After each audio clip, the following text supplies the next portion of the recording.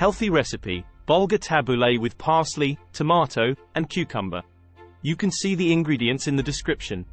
In a large bowl, pour the hot water over the bulgur and let it soak for about 30 minutes, or until tender and all the liquid has been absorbed. While the bulgur is soaking, prepare the dressing by mixing lemon juice, olive oil, salt, and pepper in a small bowl. Stir well and set aside. Once the bulgur is ready, add the diced tomatoes, diced cucumber, chopped parsley, chopped mint, if using, and finely chopped green onions to the bowl with the bulgur. Pour the prepared dressing over the bulgur and vegetable mixture and gently toss to combine all the ingredients and ensure they are well coated. Taste and adjust seasoning with salt and pepper as needed.